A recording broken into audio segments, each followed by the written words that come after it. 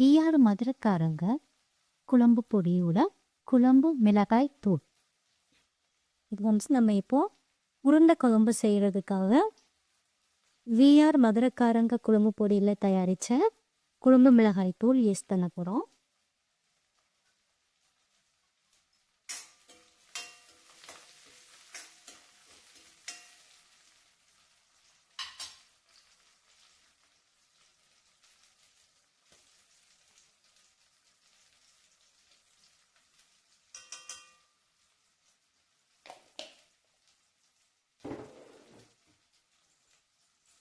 வேறு எந்த பொடியும் நம்ம யூஸ் பண்ணலை. மஞ்சள் தூள், சீரகத்தூள் இது எதுவுமே நம்ம தனியாக ஆட் பண்ணல. இந்த பொடியிலேயே எல்லாமே ஆட் பண்ணிட்டு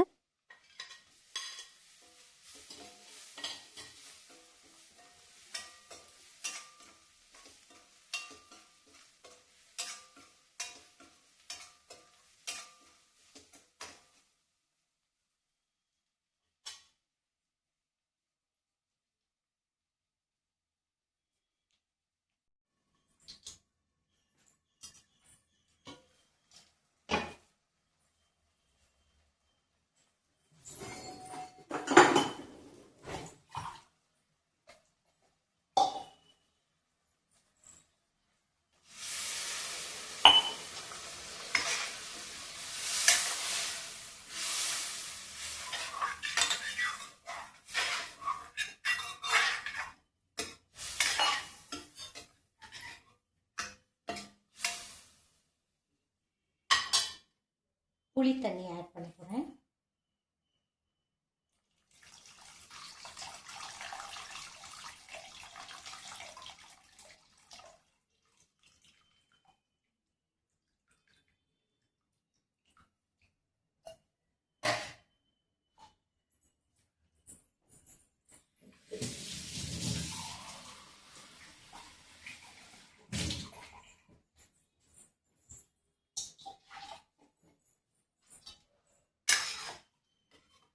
நம்ம குழம்பு என்ன திக்னஸ் வேணுமோ அதுக்கேற்ற மாதிரி நம்ம வந்து தண்ணி ஊற்றி அட்ஜஸ்ட் பண்ணிக்கலாம். எப்போவுமே உருண்டை குழம்பு போடும்போது அந்த பருப்பில் இருக்கிற அந்த மாவுச்சத்து வந்து கொஞ்சம் குழம்பு குழப்பு கொடுக்கும்.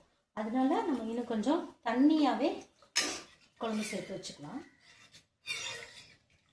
இப்போ இந்த குழம்பு உருண்டை குழம்போட ஒரு மெயினான பாயிண்ட் என்ன அப்படின்னு சொன்னால், குழம்பு நல்லா கொதிக்கும் போது தான் நம்ம இந்த உருண்டையை போடணும். அப்போ தான் வந்து உருண்டை உடைஞ்சு வராது. இப்போ குழம்பு கொதிக்கிறதுக்காக வெயிட் பண்ணலாம்.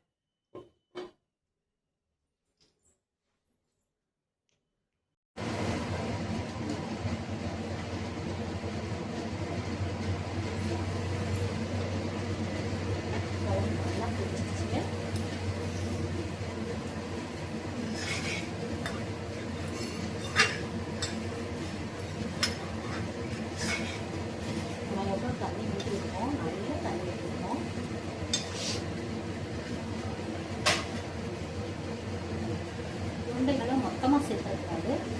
ரெண்டாக போட்டு அதை வெந்ததுக்கு அப்புறம் தான் அந்த குழம்போட ஹீட்டு குறையாமல் பார்த்துக்கிட்டோம்னா நம்மளுக்கு உருண்டை உடையே வரும்.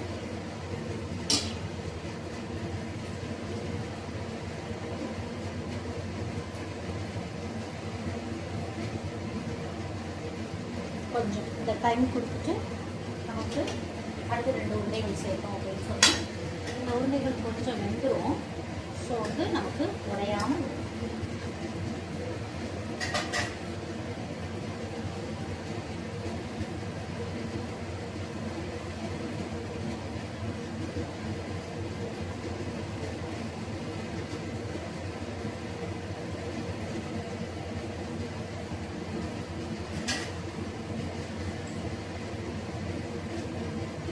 சும்மா கரண்டி போட்டு கிண்டிட்டேயும் இருக்கக்கூடாது.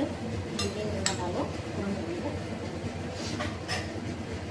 ஆக்சுவலாக நம்ம மீன் குழம்பு வைக்கும்போது மீன் நல்லா கொதிச்சுட்ருக்கோம், நம்ம குறைச்சி வச்சுட்டு போடுவோம். பட் இது வந்து நல்லா கொதிச்சுட்ருக்கையிலேயே நம்ம போடணும்.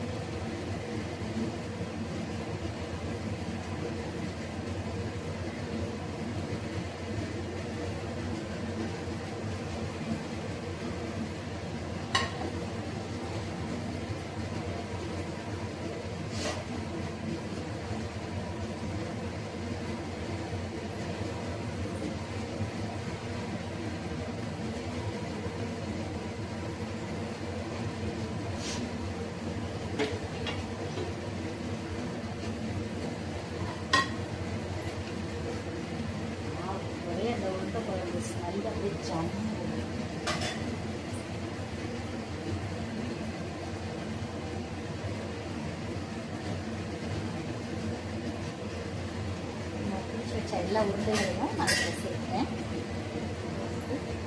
நிறைய அந்த உருண்டைகள் வெந்துட்டு அப்படியே குழம்பு ஊற்றினா ஓகே தான். இப்போவே இந்த குழம்பு பார்த்தீங்கன்னா கொஞ்சம் திக்காக ஆரம்பிச்சிருக்கு.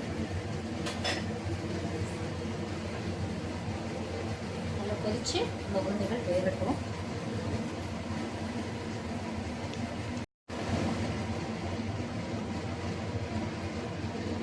இப்போ குழம்பு நல்லா கொதிச்சிருச்சு.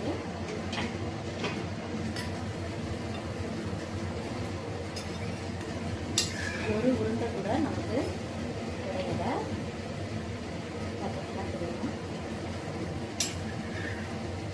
அவ்வளோதான், நமக்கு குழம்பு ரெடி ஆயிடுச்சு.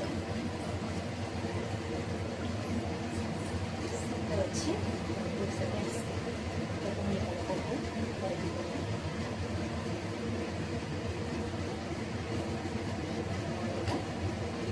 உருண்டை குழம்பு தயார். கொத்தமல்லி போட்டு வதக்கிட்டோம்னா நம்ம மதுரைக்காரங்க கொத்தமல்லி தழை போட்டு சிம்மில் வச்சோம்னா நம்ம மதுரைக்காரங்க குழம்பு பொடியோட குழம்பு மிளகாய் தூள் போட்டு வச்சா உருண்டை குழம்பு தயார். அவ்வளோதான், ஆஃப் பண்ணிடலாம்.